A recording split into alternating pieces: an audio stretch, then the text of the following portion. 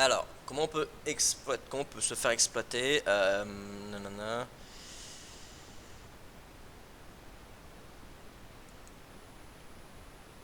Donc avoir des infos, d'accord, avoir des infos sur le joueur, enfin sur nous. Il faut que Villain ait des infos sur nous. Ok. Ok. Donc comment Villain peut-il nous exploiter? Bah attends, on attend que vous épée, mais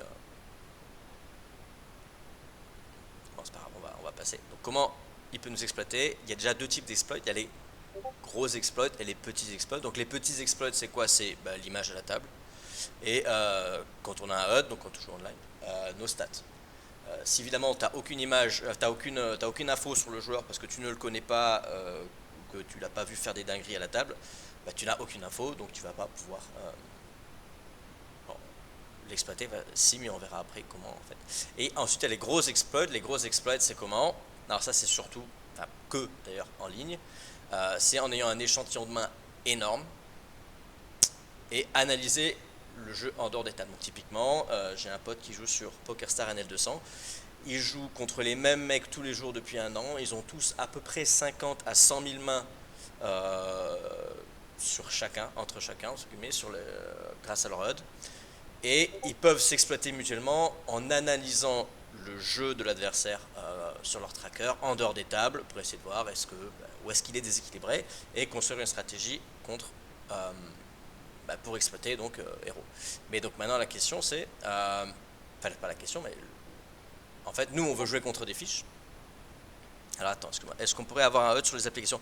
Oui, il y a un HUD sur les applications. Le HUD, il est payant, il coûte pas très cher. Il faudrait évidemment l'avoir parce que c'est indispensable parce qu'il y a beaucoup de joueurs très déséquilibrés. Donc le HUD est vraiment, enfin, ça va nous imprimer beaucoup d'argent. Donc c'est hyper rentable. Et c'est un HUD, on choisit pas les stats, hein, c'est juste tu payes puis tu as accès à, je crois que c'est 15 à 16 stats. En tout cas les stats PFR, VPIP, combien de fois il 3 bêtes, combien de fois il check raise, etc. Donc, c'est bon? Ok. Donc, le truc, c'est qu'on vient de parler de comment est-ce que nous, on peut se faire exploiter, mais en fait, nous, ben, qu'est-ce qu'on veut si on veut jouer contre des fiches, on l'a déjà dit. Il n'y a pas énormément de bons règles sur les app games et en live, c'est-à-dire qu'en live, tomber sur des gros geeks de GTO, faut pas avoir de la chance, hein, parce qu'il n'y en a pas non plus des masses. Et ensuite, ben nous, il se trouve que sur les app games, il est impossible d'extraire les mains pour analyser le jeu de vilain. Donc on ne peut pas sortir notre tracker et puis regarder combien de mains on a joué cette semaine ou combien de mains a joué notre adversaire et comment il joue surtout et puis analyser ses stats.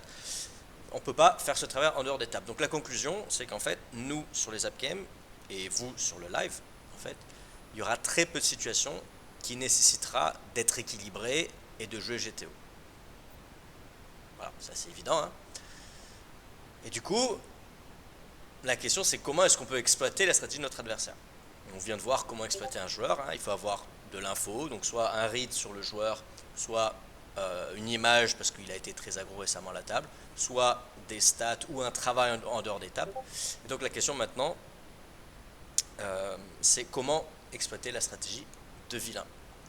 Donc il y a deux types d'exploits et on va commencer par parler des deux types d'exploits et ensuite on va essayer de comprendre comment est-ce que nous on va essayer de construire une stratégie pour un petit peu mettre tout ça dans le même panier et avoir une stratégie qui soit pas méga complexe et qui va nous permettre de gagner de l'argent. Donc le premier type d'exploit, c'est ce qu'on appelle les punish exploits, donc punish pour dire punir. Donc on va prendre le premier exemple, si notre adversaire colle trop. Donc imaginons on sait qu'il colle trop. Qu'est-ce que ça veut dire déjà colle trop? Alors je vais pas vous demander de répondre à cette question. Colle trop, qu'est-ce que c'est? C'est colle trop par rapport aux cotes de pot données. Typiquement, imaginons que le pot fasse un bébé. Quand nous on mise un bébé en bluff, notre bet a besoin de marcher au moins une fois sur deux pour être break-even. Je pense que ça doit être clair pour tout le monde. Vous avez vraiment le niveau là-dessus. Donc on a besoin que notre adversaire fold une fois sur deux pour que notre bluff soit au moins break-even. Et s'il fold plus qu'une fois sur deux, ben notre bluff évidemment sera profitable. Typiquement, si le pot fait 1 et que je mise 1 et que le mec en face fold 99% du temps, et ben évidemment c'est de l'argent gratuit. Et du coup, maintenant qu'est-ce qu'on fait si vilain fold moins que 50% du temps. Donc ça, c'est à vous de répondre. Imaginons que notre adversaire fold pas assez, donc il colle trop. Qu'est-ce qu'on fait avec nos bluffs? On joue plus en value et on peut size up. Ok. Ouais, avec nos bluffs. D'accord. Mais que fait-on avec les bluffs? Ok. Il y en a un qui me dit on bluffe pas.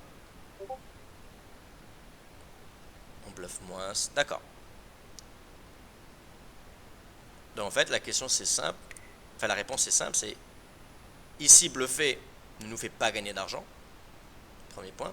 Deuxième point, on n'a pas besoin d'être équilibré, d'être GT ou quoi que ce soit, puisqu'on vient de montrer juste avant que c'est impossible de nous exploiter sur les app games, puisque même les très bons adversaires ne seront pas capables d'extraire des mains et d'analyser notre jeu en dehors des tables.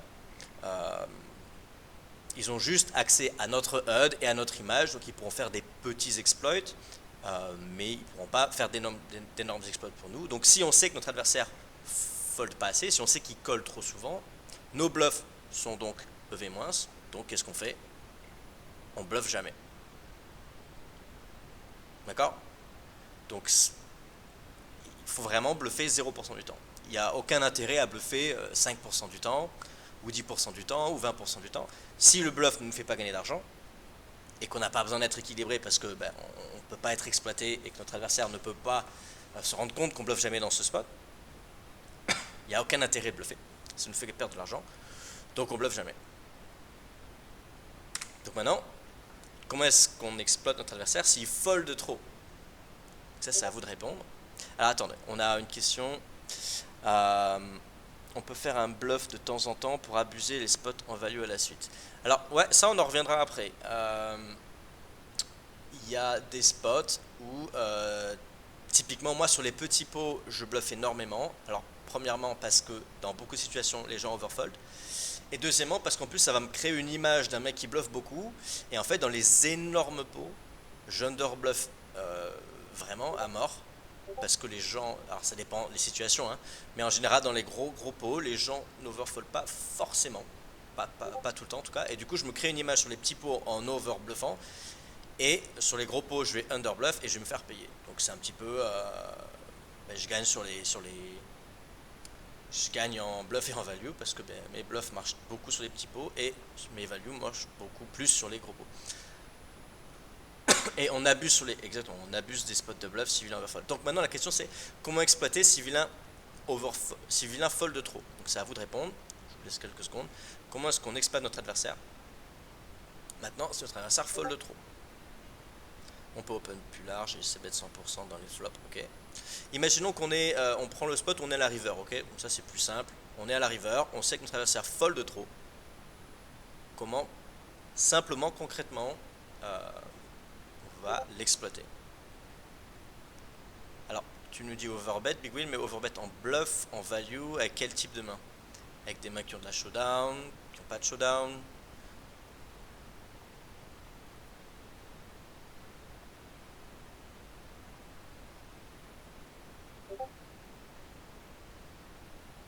Ok. Donc big win nous dit qu'on va overbet en bluff.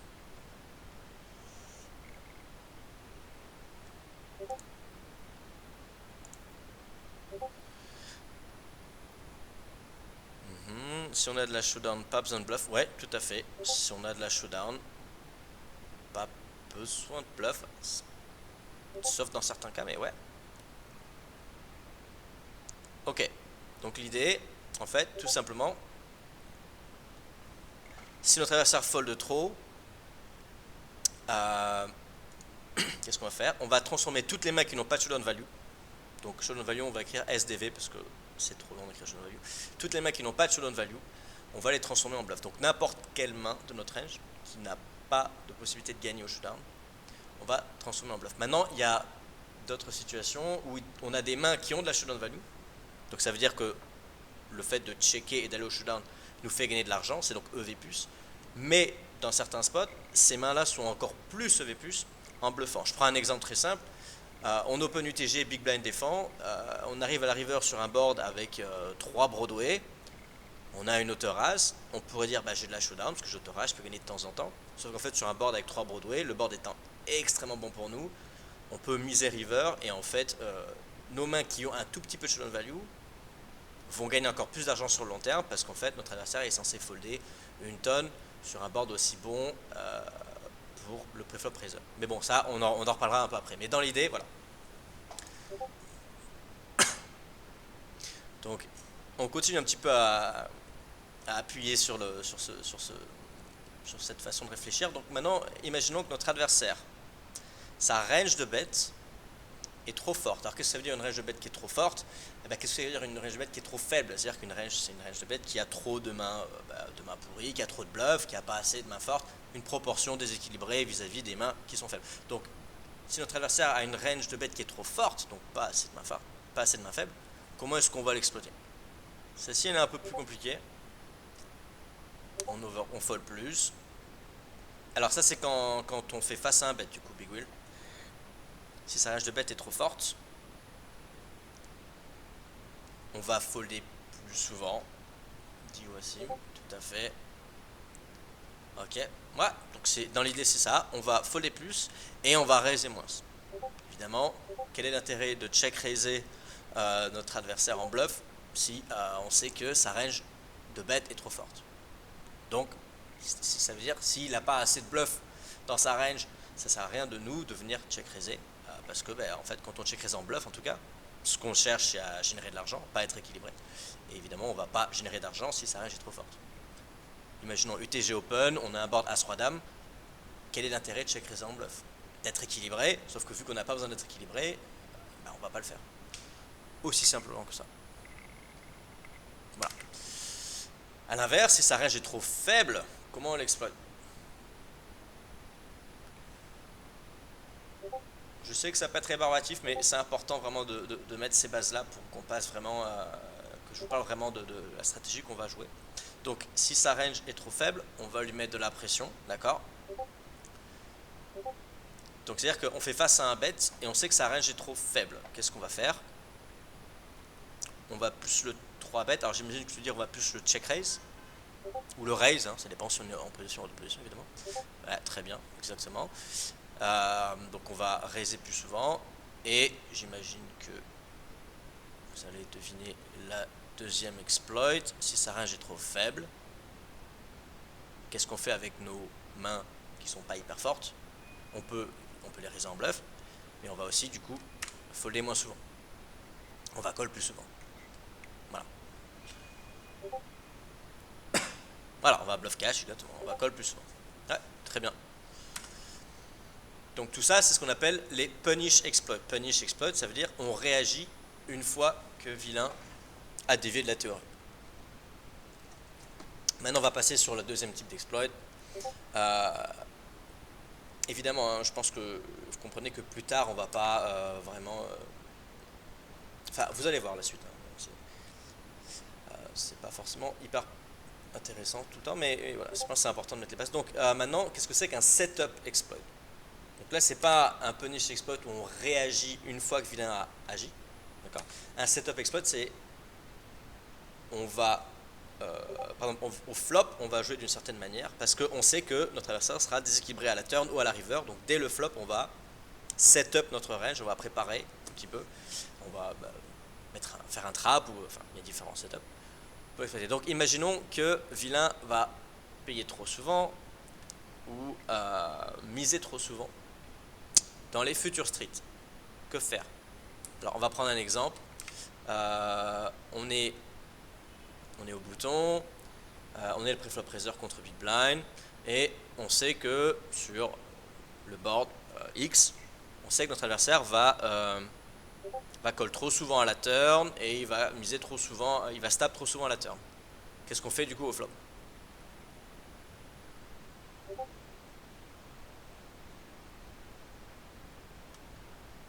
Donc je répète pour ceux qui n'ont pas...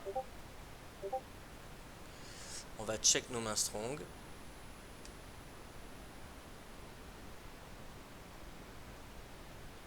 Qu'est-ce que tu veux dire par pour le déséquilibre? Donc on est au flop, on est le préflop raiser. on imagine le board As 6-3, on sait que quand on check, notre adversaire va stab beaucoup trop. Du coup, qu'est-ce qu'on fait dès le flop? Voilà. Ou notre option, hein, on est en small blind contre bouton, on est le préflop raiser en small blind. On sait que quand on check, notre adversaire va miser trop souvent. Donc qu'est-ce qu'on va faire? Alors, quand il mise trop souvent, alors qu'est-ce qu'on va faire? On va amener une range plus forte dans ce spot. Typiquement, on est en small blind et on sait que notre adversaire va stab beaucoup trop souvent quand on check. Du coup, on va checker un peu plus de mains fortes. Parce que si on check que des mains faibles et qu'on va faire face très souvent à de l'agression, en fait on va tout le temps abandonner le pot et donc notre adversaire va gagner le pot trop souvent, voire tout le temps, une fois qu'on check. Du coup, c'est pas du tout terrible puisque on n'a pas envie de lui laisser le pot. Donc si on sait qu'il va stab trop souvent, on a tout intérêt à checker plus de mains fortes et peut-être checker moins de mains faibles. Par exemple, une hauteur As, une hauteur Roi, qui n'a pas du tout envie de faire face à un bet, on va peut-être le miser nous-mêmes.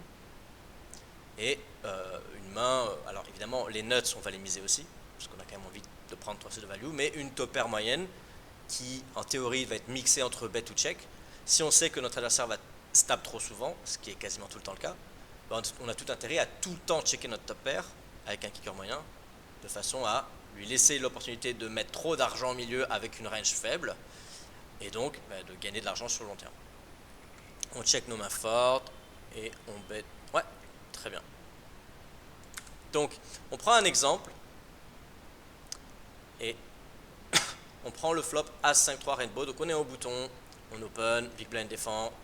On est dans la situation où on joue contre un joueur moyen, on joue contre un, pas un fiche, voilà, un reg moyen. Okay, on sait que ça sera GTO. GTO, on mixe et on mixe entre un tiers et on check. Or, on sait que quand on check, notre adversaire vont trop souvent stable ou pas assez stable d'après vous? Quand on ne s'ébête pas et du coup on arrive à la turn, notre adversaire vont-ils overstab ou pas assez stab en fait? Ils vont être trop aggro ou exactement, voilà, ils vont stab beaucoup trop souvent.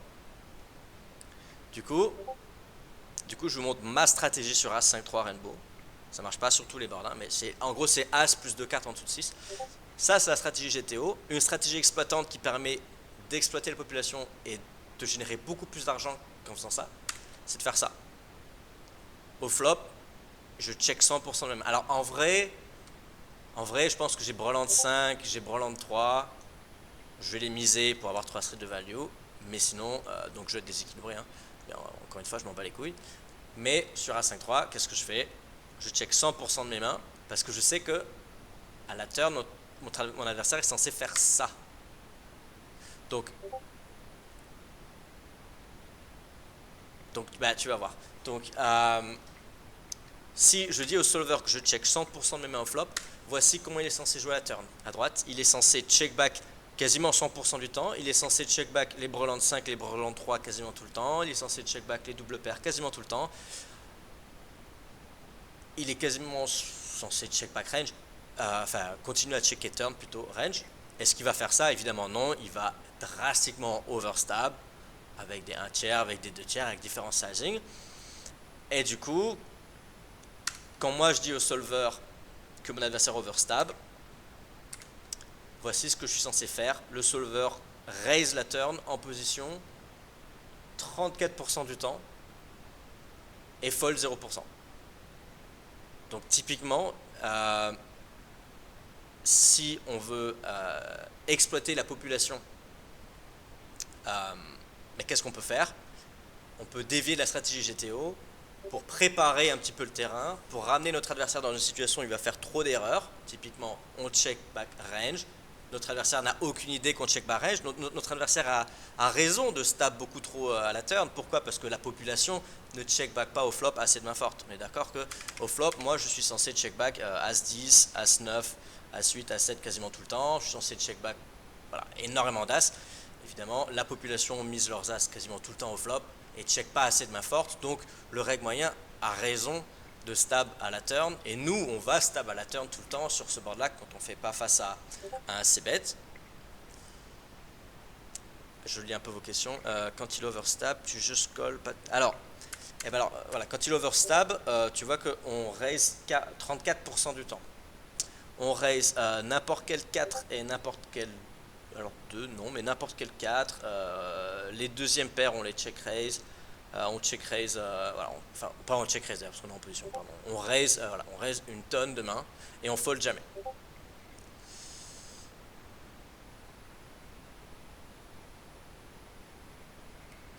Et voilà, on va raiser des mains qui ont besoin de protection, pas vraiment, puisque As-10, on pourrait dire qu'As-10 a besoin de protection, mais As-10 va être checké. Va juste payer le stab, pardon.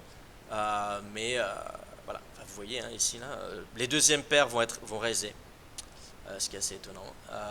Toutes les top paires avec un bon kicker vont raiser, double paire vont raiser, brelans vont tout le temps raiser.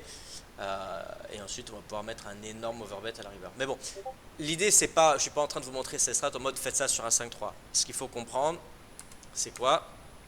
C'est que on sait que la population overstab, donc on va préparer le terrain, on va jouer d'une façon, on va dévier de la théorie dès le flop pour préparer le terrain donc et amener notre adversaire dans une situation où il va faire trop d'erreurs et nous on aura préparé notre range entre guillemets pour générer encore plus de profit dans cette situation. Donc typiquement, il y a des spots où quand on c-bet, la population défend relativement bien.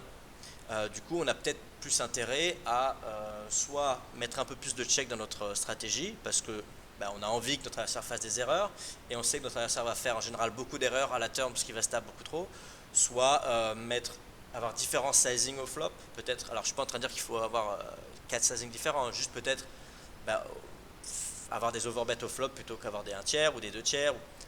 On va voir ça ensemble. Mais ce que je veux vous amener à comprendre, c'est que pour exploiter un joueur, il faut connaître deux choses. Il faut connaître la théorie, puisque si encore une fois, si je ne connais pas la théorie, on ne pourrait pas faire cet exploit là par exemple sur A5-3.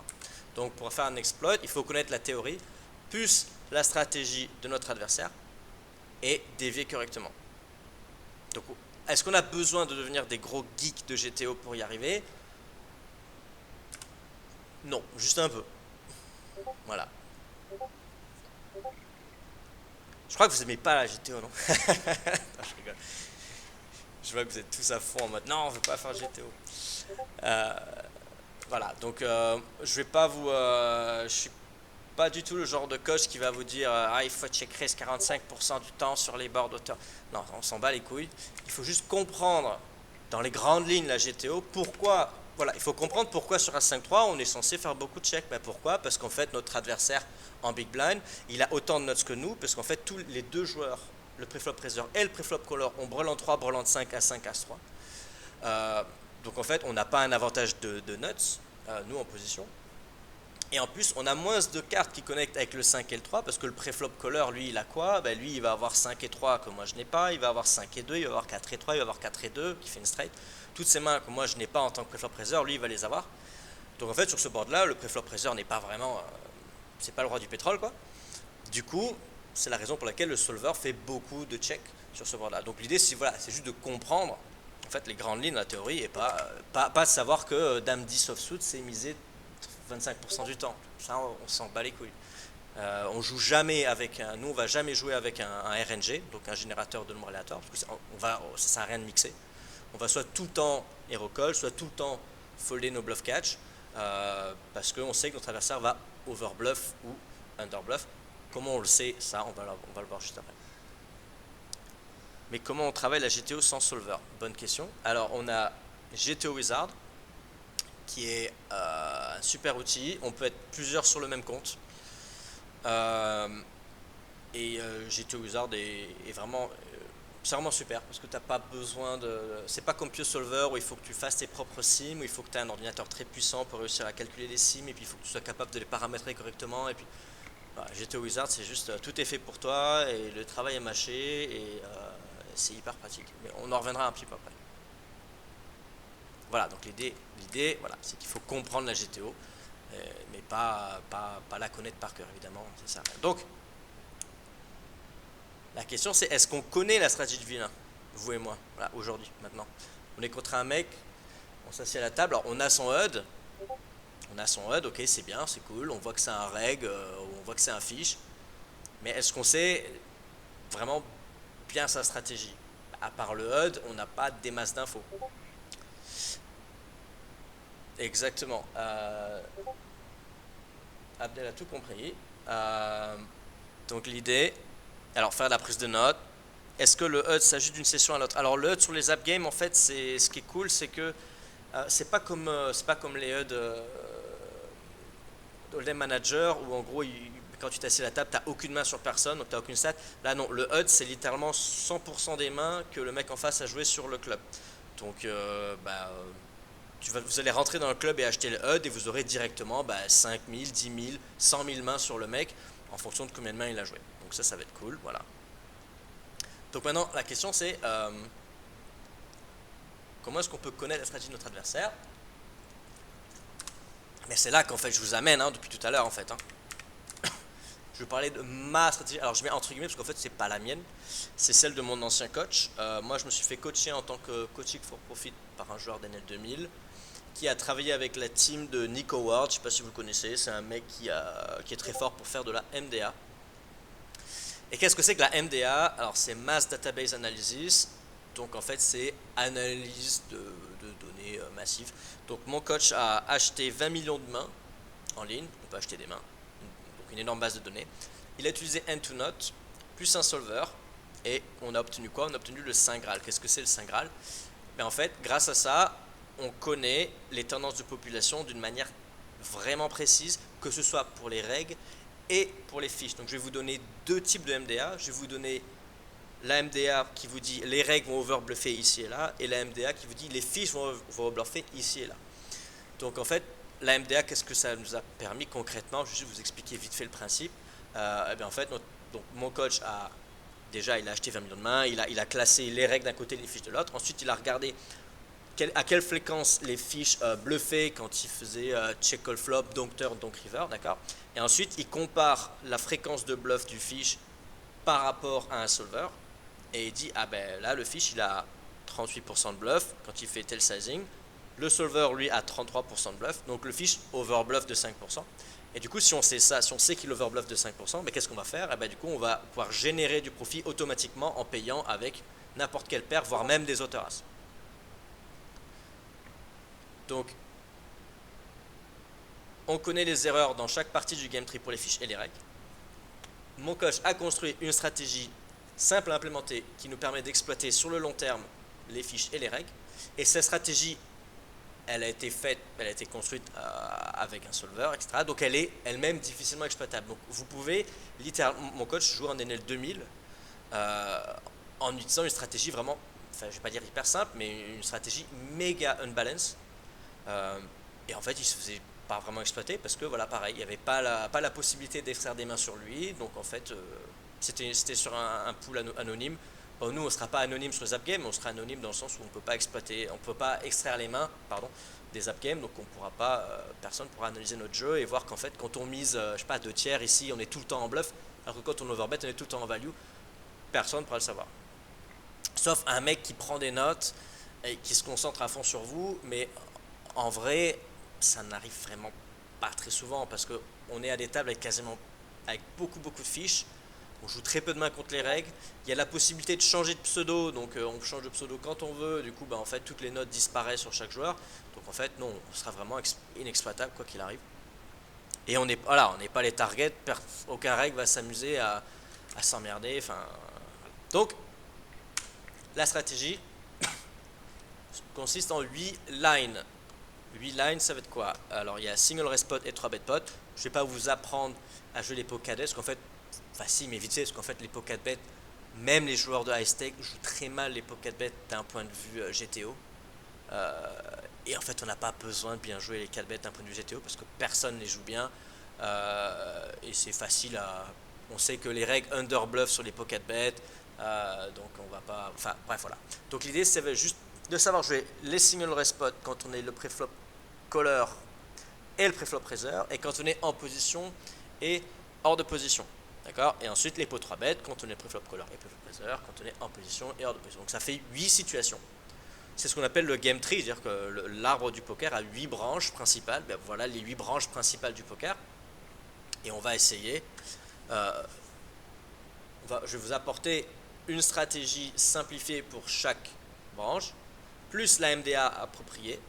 Donc la MDA, ça va nous permettre de savoir que quand notre adversaire prend tel sizing ou telle line dans cette situation, typiquement single raise spot, on est le pré-flop raiser en position contre un reg, le reg check raise le flop, mise la turn, mise la river, la MDA nous dit que ce sera tout le temps under bluff. Ça, je pense que intuitivement vous le savez, hein. Quand le reg nous check raise le flop et qu'il 3 barrels, en général c'est under bluff. Le fiche c'est l'inverse. Et la MDA va nous permettre quoi? Ben, en fait de savoir quand hero call avec la certitude de gagner de l'argent sur le long terme. Parce que c'est un petit peu le problème du poker, c'est que on va commencer à faire des hero calls à la river et puis ça va pas passer pendant une semaine, ça va pas passer pendant 2 semaines et puis on va se dire bah, peut-être qu'en fait c'est pas un bon spot pour hero call, donc on va plus hero call dans tel spot. Ben, en fait la MDA est là pour nous enlever un petit peu ce doute, ce fardeau de nos épaules. On sait que dans tel spot on peut fermer les yeux et payer avec des autoraces et on sait qu'on gagne de l'argent sur le long terme. Alors attention, évidemment ça va dépendre aussi du board, hein, d'accord, mais dans les grandes lignes, voilà ce que ça va vous apporter. Donc la MDA ressemble à ça. Voilà, toute proportion gardée. Mais dans les grandes lignes, hein, moi j'ai des élèves qui sont allés jusqu'en NL100, juste vraiment uniquement en fermant les yeux et en appliquant les lines comme des gros bourrins, sans vraiment réfléchir. C'était pas des grands génies, quoi. Mais voilà, juste en fermant les yeux, quoi, bah, juste t'exploites la population. Alors évidemment, il y avait des boards sur lesquels ils se faisaient éclater parce que bon, ok, les gens overbluff en général dans un spot précis, sauf que sur un board, je sais pas moi, As-Roi Dame, bon bah t'imagines bien que le bouton va avoir du mal à overbluffer, quoi. Alors que sur un board Valet 7-2, oui, là il va vraiment drastiquement overbluffer. Bref, donc la MDA va ressembler à ça. Donc je vais vous donner juste après la MDA pour un spot précis, mais en gros ça ressemble à ça. Je vous explique le principe comme ça vous comprenez. Donc ça c'est single raise spot quand nous sommes le pré-flop raiser en position. En général bouton open, hein, on est au bouton et big blind défend. Et ça c'est le reg. Quand le reg check call notre c-bet, le turn fait check check et la river le reg mise, le reg stab river donc.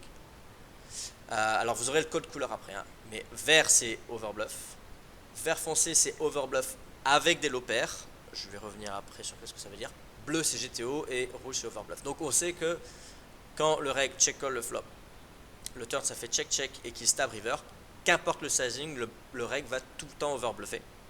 Et encore une fois, maintenant on va recouper un peu avec le board et se dire ok il va tout le temps overbluffer, sauf que sur ce board en fait c'est très dur de bluffer en vrai. Donc j'ai quand même peut-être un peu moins hero call, mais dans l'idée, sur quasiment tous les boards, on sait qu'on peut fermer les yeux, payer avec une autorace et on va générer du profit. Et donc vert foncé, c'est donc overcall avec des low pairs, ça veut dire que overbluff avec des low pairs, ça veut donc dire qu'il bluffe trop souvent, mais que sa range de bluff a quand même pas mal de low pairs, donc on peut plus hero call avec des autoraces. Alors que le vert clair, voilà, le reg mise un tiers à la river, ou demi-pot à la river, ou 2 tiers à la river, on peut fermer les yeux et payer avec une autorace. Quand il mise 90% ou quand il overbet, là on ne peut plus payer avec une autorace, il va falloir payer avec n'importe quelle paire, mais pas une autorace. Bon, vous allez, si vous avez des questions, je répondrai plus tard, mais dans l'idée, est-ce que c'est clair pour la MDA?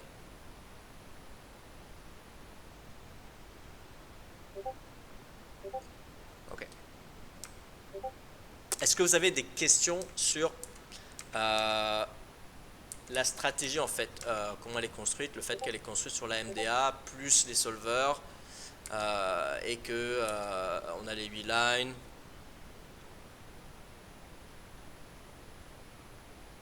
Ouais, donc l'idée c'est que moi je vais vous donner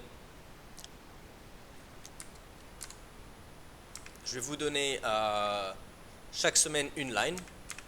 D'accord, on va commencer par la line qui est la plus récurrente, c'est laquelle?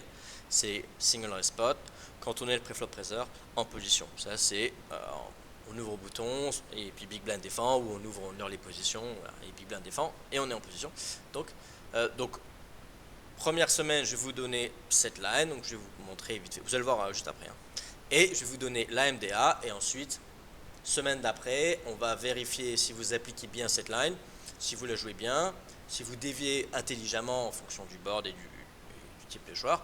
Et ensuite, on va passer à une autre line, et puis ainsi de suite, et une autre MDA, ainsi de suite. Et une fois que ça c'est fait, on passera à la prochaine étape qui est le syncing process. Puisqu'en fait, ça a l'air évident de dire comme ça, mais en fait, le syncing process, c'est vraiment le truc que quasiment tout le monde fait mal.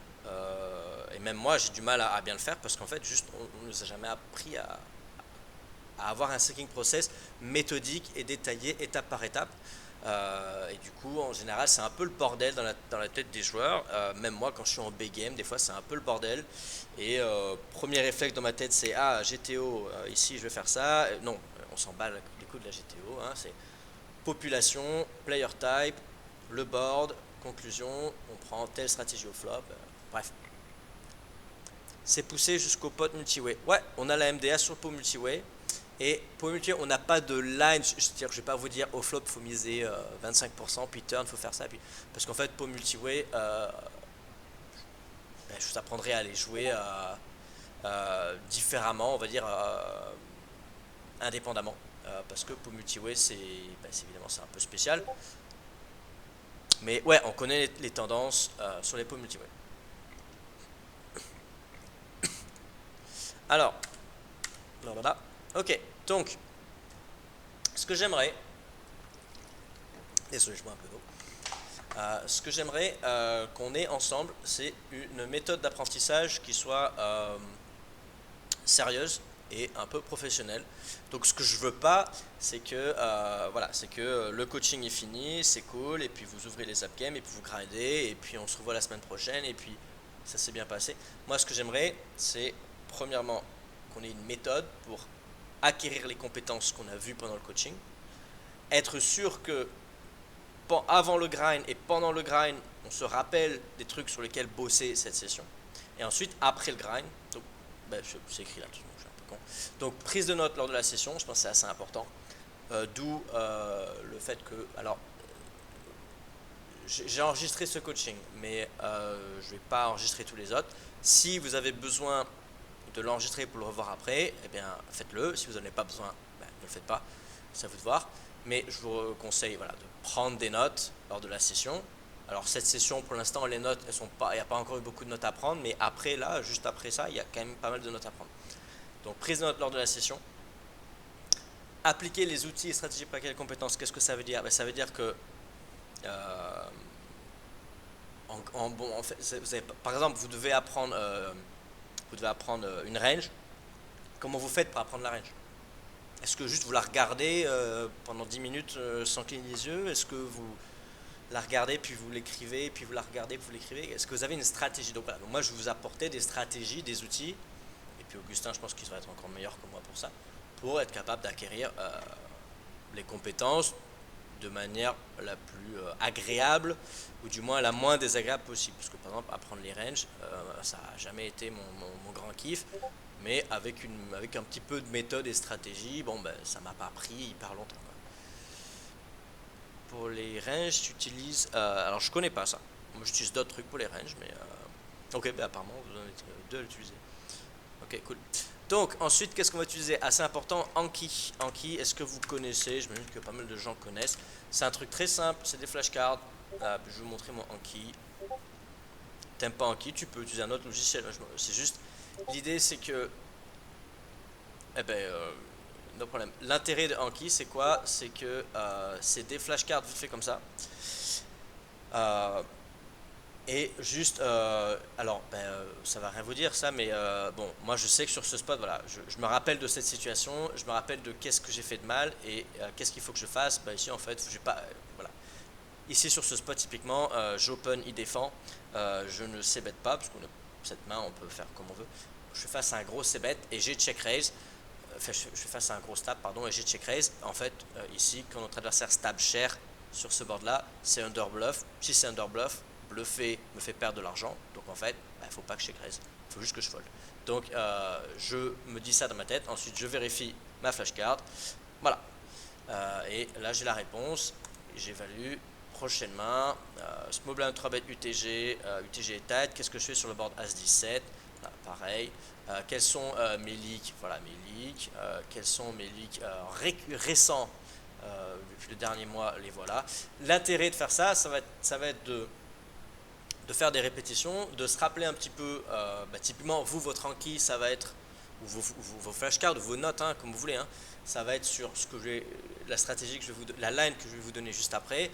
Et l'idée, voilà, ça va être de pas juste l'écrire sur un document Word et de le lire. C'est efficace de juste de le lire sur Word et puis de se le rappeler. C'est encore plus efficace de se poser une question et de se forcer à réfléchir, à se souvenir de qu'est-ce que je suis censé faire dans tel spot, dans quel spot les règles overbluff, dans quel spot les fiches overbluff, plutôt que juste de lire, ah oui, les fiches overbluff ici, les règles overbluff ici. Voilà. Donc utiliser Anki, enfin un truc avec des flashcards ou des notes comme ça, je pense que c'est assez utile. Encore une fois, je ne suis pas en train de vous dire c'est pas du tout obligatoire, c'est juste mon opinion. Voilà.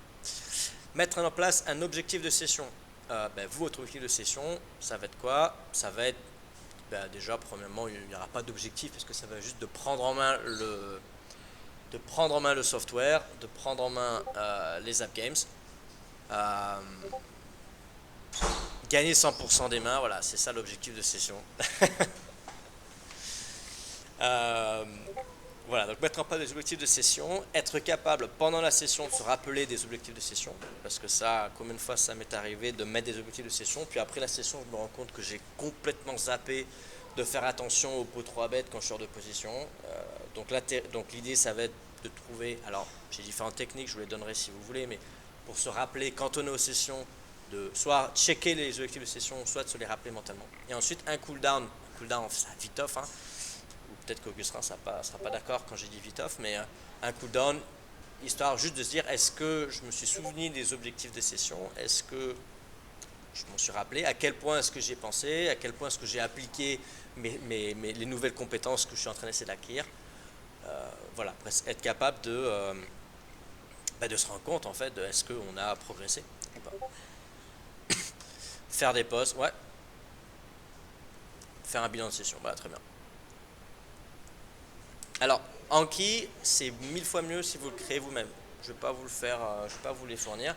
Ça va être à vous de vous poser vos questions avec vos mots et ensuite de répondre avec vos mots. Voilà. Je pense qu'une grande partie de l'apprentissage se fait par, ou du moins en tout cas pour moi, le fait d'écrire moi-même les flashcards. J'ai déjà appris 20%, ou peut-être 30% de la leçon, voire plus. Ok. Est-ce que vous êtes prêts pour la première line? T'as une question? Ouais, écoute, je réponds à ta question.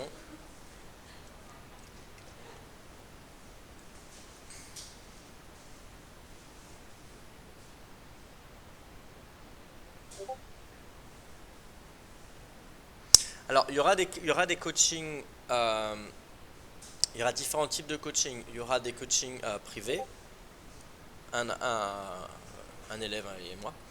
Il y aura des coachings, moi des coachings, ce sera des vidéos YouTube que je vous enverrai. Et puis cette fois-ci, je les mettrai en public. Bon, ça me fait un peu chier de les mettre en public, mais bon, il n'y aura plus de problème comme ça.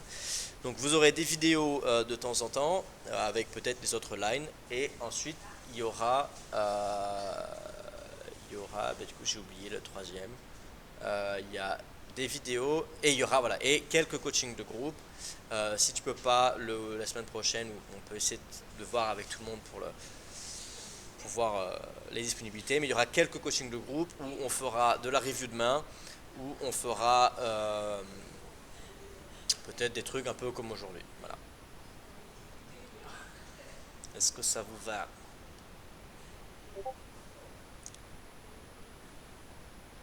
Voilà, exactement. Si je rate un coaching, vous aurez le droit de faire un bilan et de mettre à la porte. Allez hop, est-ce que vous êtes prêts? On va commencer avec la première ligne. Alors, il y a beaucoup de texte, mais en vrai c'est tranquille. Donc, single raise spot, préflop raiser en position. Donc, quand on ouvre en early position au bouton et qu'on se fait call par big blind ou small blind. Donc, on est en position. Donc, c'est pas j'ouvre UTG puis bouton me call parce que là, tout d'un coup, je suis hors de position. Ok, donc on est en position. Donc, on se rappelle, on a vu ça juste avant, que les règles ne nous exploitent pas assez et n'ont pas assez d'occurrence contre nous pour exploiter notre stratégie. Donc, on peut jouer différemment en bluff et en value. Okay, premier point de base, on se rappelle, aucun intérêt à être équilibré, à mettre des bluffs dans notre range de value, etc. On s'en bat les couilles parce que personne ne sait ce qu'on fait. Donc, si en value on a envie de miser overbet, mais qu'en bluff on préfère prendre notre sizing, on le fait. Alors, on va le voir tout de suite. Donc, la MDA, qu'est-ce qu'elle nous dit? Au flop, quand on mise un tiers, la population overfold à la turn et à la river sur quasiment tous les sizing. Alors pourquoi? C'est assez simple en fait. Quand on mise un tiers, notre adversaire au flop colle avec une range très large. Il arrive donc à la turn avec une range très large et il a du mal à ne pas overfold. Donc typiquement, imaginons je fais un tiers, il colle, turn je mise pot, mes bluffs ont besoin de marcher donc 50% du temps. Hein, ça on l'a vu au tout début. Eh bien, Big Blind va-t-il call 50% du temps? Eh bien, la MDA nous dit que non. Si quand on pote, les gens vont folder trop souvent. Donc, on peut faire un tir au flop et puis faire pot à la turn et gagner de l'argent. D'accord. Maintenant, il y a d'autres sizing qui sont plus élevés plus, mais je vais venir juste après. Quand on mise un tiers flop au range entre guillemets, en vrai, on va pas miser range. Pourquoi? Parce que en value, on va peut-être prendre d'autres sizing si on a envie. Mais quand on mise un tiers range au flop, d'un point de vue théorique, on sacrifie très peu d'EV. Donc, on ne fait pas d'erreur théorique, en tout cas, au flop. Au flop, il n'y a pas vraiment de sizing. Alors, il y a des sizings sur lesquels notre adversaire va faire des erreurs. Typiquement, au flop, quand on a une stratégie polarisée entre miser cher et checker, nos adversaires vont avoir du mal à défendre contre un gros bet, mais ils vont faire moins d'erreurs que quand on fait un tiers range et qu'on applique de la pression à la turn et à la river. Donc, qu'est-ce qu'on fait? Au flop, on fait un tiers avec tous nos notional value. Vous le verrez juste après, hein, ce sera réécrit très simplifié. Au flop, on fait un tiers range, on ne sacrifie pas de V, on n'est pas exploitable. Alors, on est exploitable si, quand on fait un tiers range, comment on est exploitable? Et on demande au solver, comment est-ce que toi tu réagis quand moi je fais un tiers range au lieu de faire un tiers et check? Le solver, il check raise énormément, beaucoup plus. Or, qu'est-ce qu'on sait? On sait que la population ne check raise pas assez au flop. Donc, en fait, on ne va pas être exploitable. Donc on fait un tiers range, on ne fait aucune erreur, et on arrive à la turn, notre adversaire a une range trop large, et là on va pouvoir générer du profit avec, encore une fois, avec nos bluffs. Avec nos values, on n'a aucun intérêt à équilibrer notre range au flop en mettant des values et des bluffs quand on fait un tiers. Donc nos values, on va vraiment avoir deux façons de penser différentes. Quand on bluffe, on va faire un tiers range, on va faire un tiers au flop, pardon. Et quand on est en value, au flop, ça va dépendre du profil de vilain, du board. Est-ce que le board est connecté? Est-ce que ça fait du sens de miser cher? Ça fait pas de sens de miser cher. Est-ce que ça fait du sens de checker? On l'a vu un peu tout à l'heure, on pouvait checker parce que notre adversaire va overstab et donc on va pouvoir générer encore plus d'argent avec des top pairs qui ont kicker moyen, etc. Any questions? Est-ce que vous avez des questions? Si. En vrai, quand je dis tu mises un tiers, il y a même des fois où je mise un quart, il y a même des fois où je mise un bébé. Un bébé, c'est vraiment parce que le mec en face, il check raise jamais. Je vois sa stat de check raise, c'est 2%. Je mise un bébé sur le board roi 7-2 et il est censé call. Attends, le pot fait 5,5. Je mise un bébé, le pot fait 6,5. Il est censé call à peu près 85% de sa range. Il va évidemment pas call 85% de sa range sur roi 7-2, puisque call 85% de sa range sur roi 7-2, ça veut dire quoi? Ça veut dire qu'il faut call des auteurs as, des auteurs dames, des backdoor flush draw, des backdoor straight draw. Du sur roi 7-2, il faudrait call 18, 10-6, 4 et 5. En gros, call quasiment tout. Donc évidemment, voilà, on peut faire du 1 quart, du 1 cinquième. Mais dans l'idée, si on ne sait pas qu'il va overfolder sur ce board quand on fait un cinquième ou un tiers, on fait un tiers et ensuite on va appliquer la pression après. Donc en gros, ça ressemble à quoi? Ça ressemble à ça. Donc là, les notes, ça se prend ici, surtout. Donc, flop, turn et river, en value, on fait quoi? On mise autant que notre main le souhaite. Donc Si notre main a beaucoup de value et que c'est un board qui est très drawy, ben on peut miser très cher dès le flop. Si c'est un board qui est très dry, on peut peut-être miser moins cher au flop parce que ben, on se rend compte que sur le flop roi 7-2, par exemple, c'est un flop tellement dry, quand tu as paire d'as, tu vas pas overbet le flop. Parce que le mec en face, il va juste folder 95%. Donc ça fait pas trop de sens. Donc les values, on fait ce qu'on veut. Voilà, je sais pas pourquoi j'ai écrit ça. Maintenant, les showdown value. Comment on joue les mains qui ont de la showdown value au flop? Et ben on les check. Pourquoi on les check? On l'a vu tout à l'heure. Parce que les gens se tapent trop souvent à la turn. Donc s'ils se tapent trop souvent à la turn, quel est l'intérêt de miser une top paire avec un petit kicker ou une deuxième paire? Ben, il y a de l'intérêt, mais en tout cas, ça va nous faire gagner plus d'argent de checker au flop pour call. Donc les showdown value vont tout le temps checker au flop, tout le temps checker à la turn aussi, dans la même idée. Hein. Les gens vont overstab river, donc on peut checker à la turn les showdown value. Donc il y aura des mains qui seront de la value au flop, puis à la turn ce sera devenu des showdown value, on va les checker pour pouvoir confortablement call à la river. Et check call, voilà. Les non-showdown value, comment on va les jouer? On vient de le dire juste avant. On va miser un tiers au flop. On va pas gagner d'argent en misant un tiers au flop. On sait que les gens vont pas overfold, mais on va pas non plus se faire exploiter. Par contre, ils vont arriver à la turn avec une range trop large. Et à la turn, qu'est-ce qu'on fait à la turn et à la river? On va miser 2 tiers. Pourquoi 2 tiers? Pourquoi pas pot? Pourquoi pas overbet? C'est très simple. Nos adversaires vont overfold quasiment n'importe quel sizing à la turn, à la river. Donc comment on fait pour choisir quel sizing on prend? Eh bien on va regarder quel sizing les gens vont overfold le plus. Donc évidemment, si à la turn je décide d'overbet 2x pot, notre adversaire va folder 90% du temps, d'accord? Mais il est censé folder quasiment 90% du temps de toute manière. Donc il va peut-être faire une erreur en overfoldant, mais il va peut-être juste overfolder 1 à 2%. Par contre, quand on fait 2 tiers à la turn, là il va overfolder beaucoup plus que 1 ou 2%. Donc on va générer beaucoup plus d'argent. Donc il ne faut pas essayer de réfléchir en termes de je gagne ma main, donc j'ai envie de miser le plus cher possible pour gagner le plus souvent possible. On n'est pas en train essayer de gagner le plus souvent possible, on est en train d'essayer de gagner le plus de jetons possible. Et gagner le plus de jetons possible, ça n'a aucun rapport avec la fréquence à laquelle on gagne, mais juste une question toute simple de cote de pot et de fold d'équité.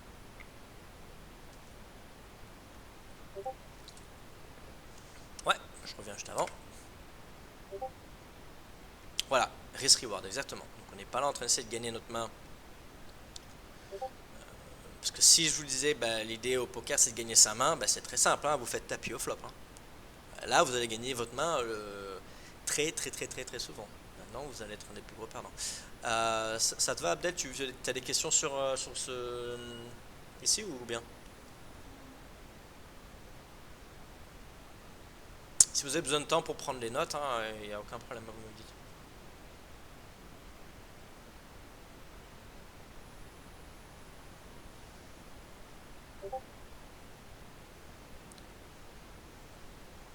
Ok, excuse-moi si je vais vite.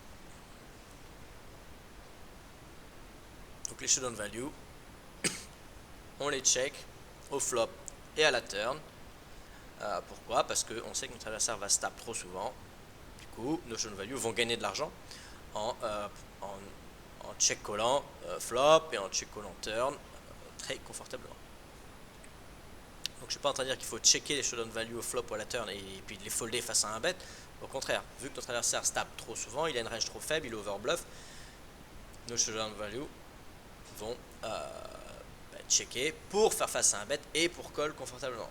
Donc on a une deuxième paire, on va pouvoir call, ou même une troisième paire, ou même une quatrième paire, ou même des fois une autre as, on va pouvoir call turn et call river face à des sizing.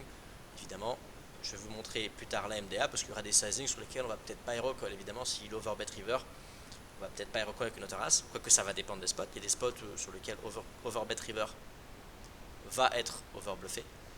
Mais now, d'autres spots ne sera pas le cas. Ouais, top pair marqué ok, donc notional value, on fait un tiers au flop. Je vous rappelle, je me répète, mais il n'y a pas de problème. Pourquoi on fait un tiers? Pas parce qu'on va gagner de l'argent en faisant un tiers au flop, parce que les gens défendent relativement bien face à un tiers. mais on fait un tiers. Pourquoi? Pour garder la range de notre adversaire la plus large possible, parce qu'il va faire beaucoup d'erreurs à la turn et à la river, et parce qu'en faisant un tiers, on fait peu d'erreurs GTO. Alors, évidemment, il y a des boards sur lesquels faire un tiers, c'est pas du tout terrible. Et donc, plus tard, on va raffiner la stratégie en disant, ok, tu fais un tiers en bouton contre Big Blind, mais peut-être que sur le board 5, 6, 7, tu vas peut-être pas faire un tiers, parce que tu vas être un peu en PLS, quoi. Dans l'idée, on peut pour l'instant faire un tiers, et vous allez très bien, ça va très bien marcher, et vous allez gagner de l'argent. Du coup, face à un check raise over bluff, vu que profil under bluff jamais au bout. Je comprends pas trop ce que tu veux me dire, mais je vais te donner la MDA juste après. C'est dans deux flashcards. Dans deux. Putain, j'ai plus parlé français, c'est fou.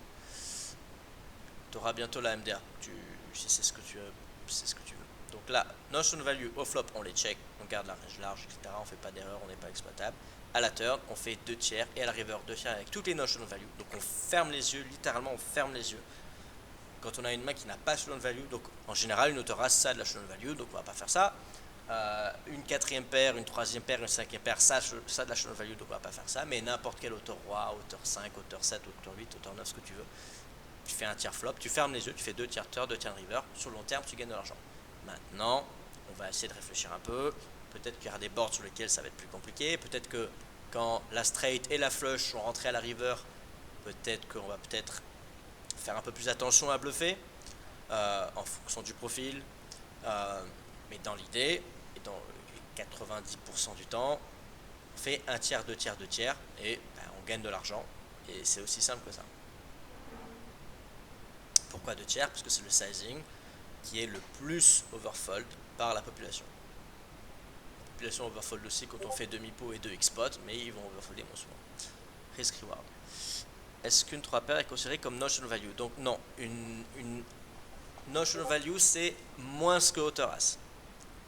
Il y a certains boards sur lesquels auteur as peut être considéré comme n'ayant pas showdown value, mais c'est assez rare. En général, auteur as c'est la showdown, et on a envie de checker auteur as au flop ou à la turn parce qu'on a envie de faire face à un stab et on sait qu'on peut call avec auteur as. Tranquillou.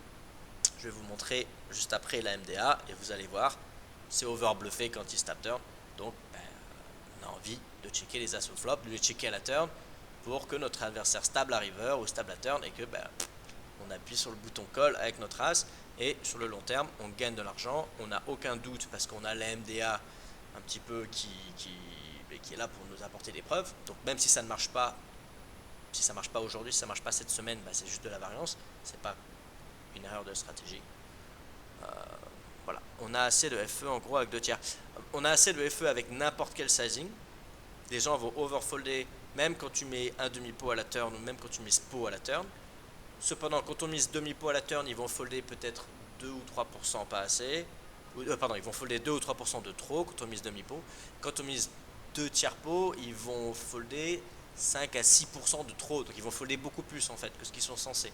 Donc nos bluffs vont générer beaucoup plus d'argent en fait. C'est une histoire de risk-reward.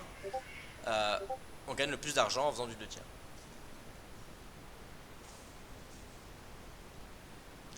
Des fois, je suis d'accord avec toi. Les micro-bets, les petits 10% pot, c'est un truc qui fonctionne aussi.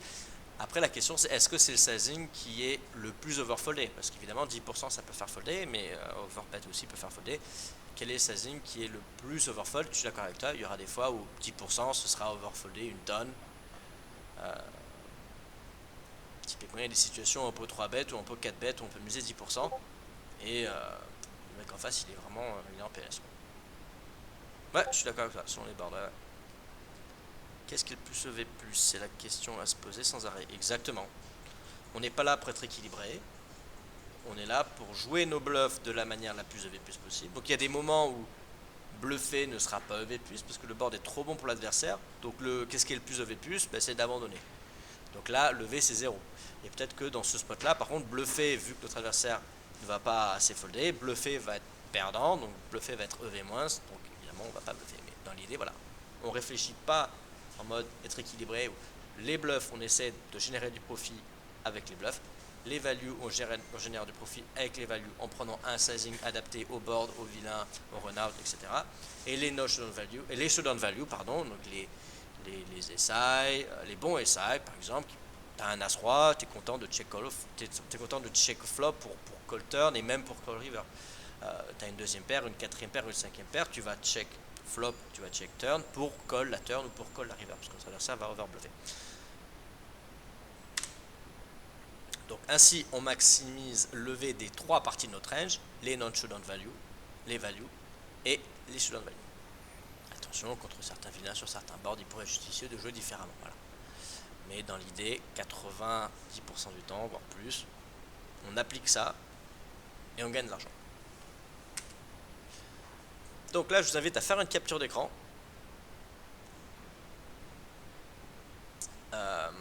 Au pire, je le fais pour vous. Je vais le mettre dans le chat, comme ça, ce sera fait. Ce sera plus simple. Alors ça, sa MDA, elle est simplifiée. C'est pas vraiment celle que mon coach m'a donnée parce que il m'a dit de pas donner sa MDA et du coup, je respecte ce qu'il a dit. Je vais pas le faire, donc je donne un truc vraiment simplifié. Normalement, il y a beaucoup plus d'infos, il y a des fréquences, il y a des machins, il y a des bidules. Mais l'idée, c'est vraiment, de toute façon, quand on comprend ça, quand on a ça, on a tout. Donc, tu peux pas nous envoyer les PowerPoint à la fin, si tu veux. Si tu veux. Donc, je vous explique comment c'est, d'accord? Là, en haut, c'est les fiches, et là, en bas, c'est les règles. Okay. À gauche, c'est les différentes lines. Le code couleur, c'est vert, il overbluff trop, sans les pocket pairs. Qu'est-ce que ça veut dire? Ça veut dire qu'on peut payer avec une autorace. Vert foncé, il overbluff avec des pocket pairs. Donc s'il overbluff mais qu'il overbluff avec des pocket pairs, on va pas s'amuser à recall avec auteur-roi, avec auteur-as, pardon. Parce que on va call avec auteur-as et puis il veut nous montrer une paire de 2 et puis on l'aura dans le but. Bleu, c'est GTO. Et ensuite, il y a underbluff un petit peu et underbluff beaucoup. Dans l'idée, underbluff. Alors à noter que quand le fiche donc flop, donc turn, donc river, on voit que c'est GTO. Est-ce que ça veut dire que le fiche lambda c'est GTO? Non, ça veut dire que la population des fiches, la fréquence de bluff sur cette line de la part de la population de fiches est très proche de en fait la GTO. Donc sans le savoir, en fait, il se trouve qu'en fait ils bluffent à peu près proprement quand ils vont donc pot à la river ou overpot. Donc là, vous avez le sizing. Hein. Première case, c'est miser 1 tiers, demi-pot et 2 tiers. Ok. Troisième, c'est miser 90% pot. Et le dernier, c'est pot et overpot. Donc on va prendre cet exemple très simple. Celui-là, c'est vraiment hyper important. Quand le fiche check call le flop, la turn fait check check. C'est pour ça qu'il y a juste un X. Hein, ça veut dire check check, hein, d'accord. La river, le fiche bet.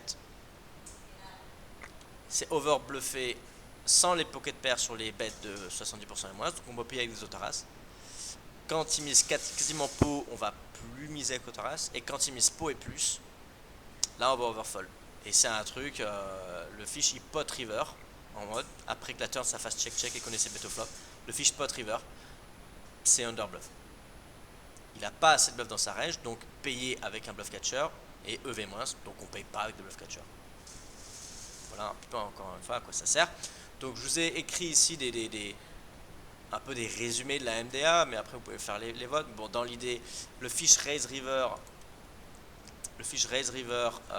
c'est underbluff. N'importe qui raise river dans n'importe quel spot, c'est underbluff. Ça, c'est un truc, je pense que tout le monde le sait maintenant au poker. Hein. Qu'importe pot 3 bet, single raise spot, en position, hors de position, qu'importe le spot, raise river de la part des règles et des fiches, il n'y a pas assez de bluff. Autre truc intéressant, c'est cette line là. Alors en vrai, elle est dans raise river, mais c'est pas raise river. Ne l'oubliez pas, ceci, elle est vraiment importante. C'est quand le fiche check call le flop, check raise la turn et mise la river. Cette line est underbluff. Ça fait beaucoup de sens. On sait que les fiches slow play trop. Donc le fiche, il a les nuts, il va check call le flop. À la turn, il va check raise. Et à la turn, il va bet.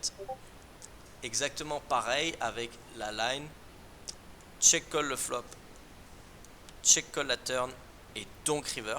Quand il donk sur les gros sizing, c'est underbluff. ça recoupe avec l'idée que il trappe trop, il slow play trop, et donc il va check call flop, check call turn, il arrive à la river avec une main très forte, il donc. Par contre, quand il mise petit, là c'est overbluff. Donc il va falloir essayer d'apprendre tout ça.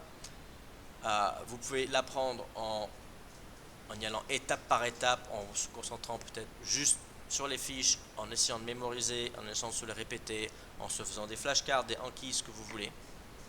C'est important évidemment de le savoir, parce qu'en fait c'est un petit peu là où on va faire une tonne d'argent, puisque on va checker toutes nos showdown value, encore une fois, au flop, à la turn et puis à la river, oui, mais au flop et à la turn, de façon à faire face à des stabs et à savoir quand est-ce que on va pouvoir call.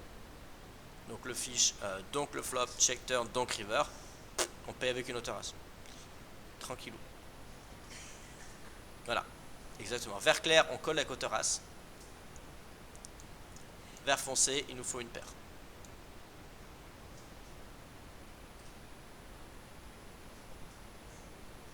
Voilà. Les règles, on voit que les règles raise river, c'est underbluff, quelle surprise. Check raise flop, bet turn, bet river, c'est underbluff aussi, c'est pas très surprenant.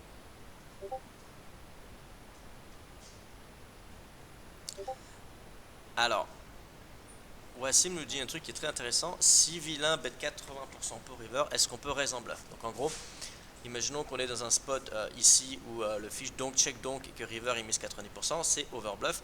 Est-ce qu'on peut raise en bluff?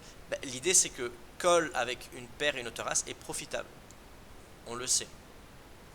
Maintenant, raise nous-mêmes, on ne sait pas si c'est profitable.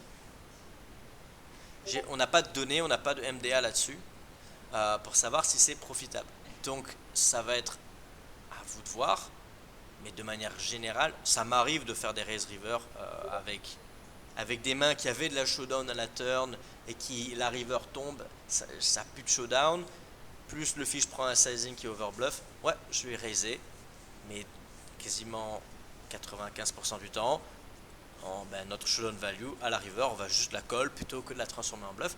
La transformer en bluff pourrait être EV+, mais la call est aussi EV+, et la call est probablement encore plus EV+, si ça fait du sens, que de transformer notre main en bluff. D'accord? Donc on n'est pas là pour essayer de gagner notre main, on est là pour essayer de gagner de lever. Call, ça nous fait gagner un nombre de V A. Raiser va nous faire gagner de levées différents. Donc est-ce que raiser nous fait gagner plus de V? Si vous pensez que oui, raiser. Et si vous pensez que ça nous fait gagner moins de V, vous foldez. On n'est pas là pour gagner sur les frais le plus souvent possible. On est là pour les risk-reward, comme nous avait dit Big Will. Et si tu es dans le doute, on transfo jamais. Ouais, si tu es dans le doute, alors quand on est dans le doute et qu'on hésite entre deux lines, qu'on hésite entre fold ou raise, et qu'on ne sait pas lequel est mieux, ou qu'on hésite entre call ou raise et qu'on ne sait pas lequel est mieux, on prend tout le temps l'option qui a le moins de variance. Voilà. Je suis dans un spot où j'ai une main qui peut 5 bet all-in ou folder, et je n'ai aucune idée de laquelle est la meilleure. Je ne vais pas m'emmerder à 5 bet all-in. On est là pour gagner de l'argent sur le long terme. Après, si vous avez envie de gamble, ça vous fait plaisir. Ou si vous pensez que ça va peut-être amener à tilter votre adversaire, peut-être que 5 bet all-in, ça peut marcher, si ça a la même EV que folder. Mais en général, on prend l'option qui a le moins de variance, si on ne sait pas laquelle option a le plus de V.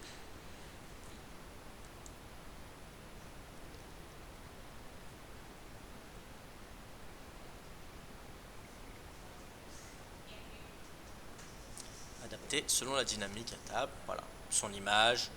Tout ça, ça va être dans la deuxième partie du coaching un petit peu plus tard, où une fois qu'on aura fait les lines, on passera sur le thinking process, essayer d'avoir un raisonnement construit, méthodique et efficace et logique pour déjà, premièrement, prendre les décisions de la meilleure qualité possible, et deuxièmement, le fait d'avoir un thinking process méthodique, ça va nous permettre de prendre des décisions de manière automatique beaucoup plus souvent, puisqu'en fait on va automatiquement réfléchir à étape 1, 2, 3, 4. Du coup, on va pouvoir prendre des décisions plus rapidement, plus automatiquement, on aura donc plus d'espace mental libre, on pourra donc jouer plus de tables, on pourra donc avoir plus d'espace mental pour réfléchir un peu plus au timing tel, au sizing tel, à notre image, un petit peu à plein d'autres choses. C'est aussi un petit peu l'intérêt d'avoir un très bon string process. Eh bien écoutez, je vous souhaite un bon apprentissage. Si vous avez des questions, c'est maintenant.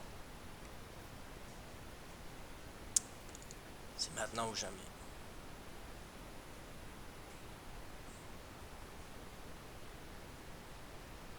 Donc bah, déjà, moi j'ai déjà un truc à vous dire. Oui, c'est pour jouer les app games, voilà ce qu'on va faire. Je vais vous faire une sorte de micro tuto. Ah non, ça je l'avais déjà fait en plus. Ouais, je l'avais déjà fait sur la vidéo. Bon, au pire, je le refais. 2 secondes.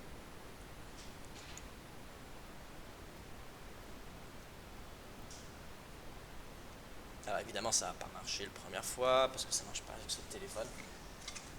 Voilà, hein. Même à PowerSoft, des fois, c'est chiant. Alors, donnez-moi 30 secondes. Voilà. Donc, le deuxième pareil. Je sais pas vous, mais moi parfois à PowerSoft c'est chiant. Mais bon.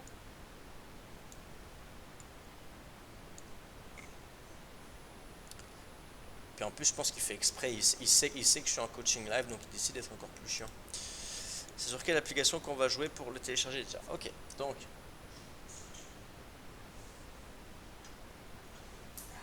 Fils de pute de téléphone. Alors, on va jouer sur Xpoker. Xpoker, ça se trouve comment? Ça se trouve en 2 clics.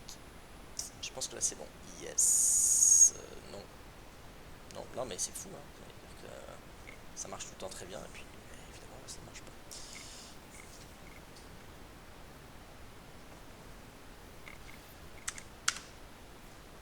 Alors, on va y arriver.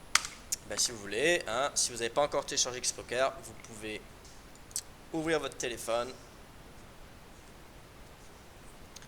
ouvrir Google. Yes, c'est bon.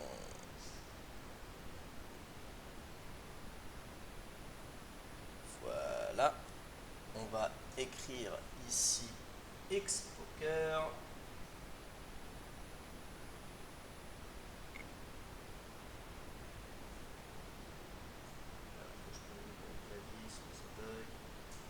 Xpoker. Et on écrit APK. On rentre dans le premier. Et on télécharge. Ah, c'est facile. Et après, tu l'installes. Enfin, je pense que je laisse le faire. Et ensuite, comment rejoindre le club dans les app games. Pareil, vous pouvez prendre des notes ou le faire en live ou juste essayer de vous rappeler. Vous rentrez dans Xpoker, ici, là à droite, vous allez entrer. Je vous écrirai la liste des club ID et referral, mais l'idée c'est de rentrer ces numéros là et d'attendre, et ensuite vous serez accepté par un des mecs qui organise le club, et c'est moi qui vous envoie les jetons. Donc c'est pas vous qui mettez l'argent, c'est moi. Je peux vous envoyer les jetons. Si vous êtes vilain, je vous les reprends. Et si vous perdez tout, ben, je vous en remets. Et puis je vous traite de vilain.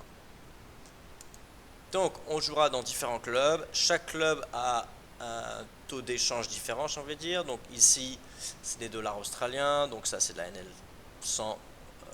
NL100 Australie. Vous allez jouer pas mal sur celui-ci. Donc il y a du PLO. On joue pas de PLO. Donc vous allez jouer sur celui-ci. Pourquoi je vois pas de... C'est étonnant, il n'y a pas de table. Voilà, vous allez jouer sur différents clubs. Je vous donnerai accès à différents clubs. Je vous mettrai un document sur lequel il y a tous les taux d'échange. Ici, 10-20, ben ça c'est de la 400, donc ça va vraiment dépendre des clubs. Et puis voilà, voilà. Donc je vous mettrai les numéros pour rentrer dans chaque club.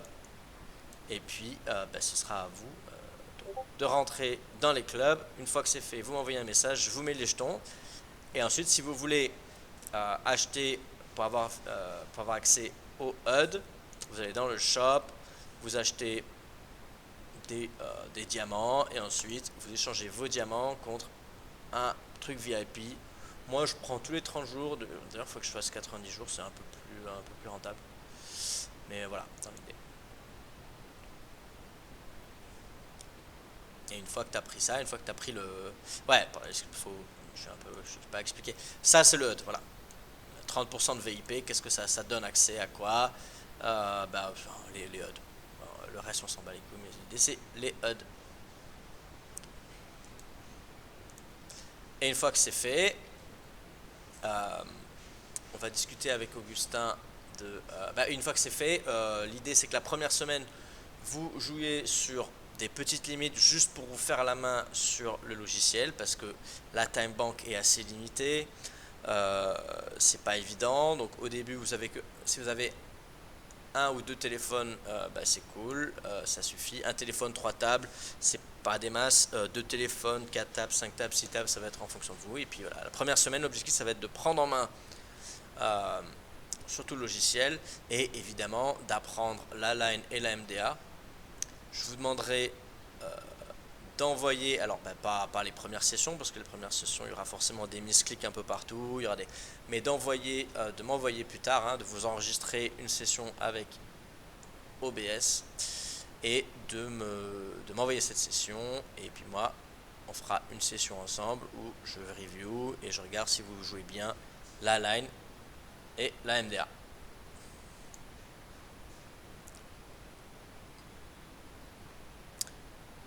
Voilà, je réponds aux questions. Capture écran à partir du moment où tu peux m'envoyer la vidéo. Alors moi ce que je fais c'est que je mets sur YouTube parce que c'est très facile de mettre sur YouTube. Euh, voilà, une fois que tu as un compte Google, bah, tu vas sur YouTube et puis tu appuies sur le bouton là, mettre une vidéo et après la vidéo si t'as pas envie qu'elle soit en public, bah, tu prends ta vidéo qui est là, ouais, elles sont là, je prends cette vidéo, je la mets ici, le titre, est-ce que c'est pour les enfants? Oui, évidemment, c'est pour les enfants. Et puis ensuite, vous mettez sur ici, et ben là c'est public, tout le monde peut le voir. Et puis ici, c'est seules les personnes avec le lien peuvent regarder la vidéo.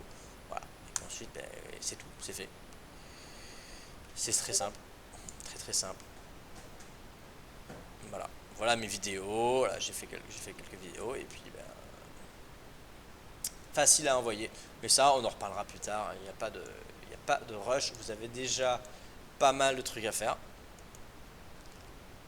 La version PC est pas bonne. La version PC de quoi tu parles? De Xpoker? Alors Xpoker, les clubs n'acceptent pas les émulateurs, sauf sur des toutes petites tables. Alors il y a moyen que tu puisses rentrer sur les tables d'NL10 avec la version PC. Si t'as pas encore réussi à avoir ton deuxième téléphone connecté, tu peux faire ça, mais voilà, faut comprendre que dans quelques semaines, si on joue des limites un peu plus hautes que la 10, et j'espère que ce sera le cas, bah, tu ne pourras pas faire ça avec le PC, il te faudra deux téléphones. Voilà. Un iPad c'est construit comme un téléphone? Ouais. Bah oui, oui. En fait, l'idée c'est juste qu'il faut que tu utilises pas un HUD, c'est tout. Donc c'est pas un HUD, il n'y a pas de problème, hein. De toute façon, tu essaieras, puis tu me diras, hein, mais voilà. Bah écoute, t'as réussi à faire l'iPhone et l'iPad, donc GG à toi. Moi j'ai un élève qui n'arrive pas à faire l'iPhone. Il faut qu'il achète un truc de Bluetooth, Bluetooth bizarre là, parce que sinon ça marche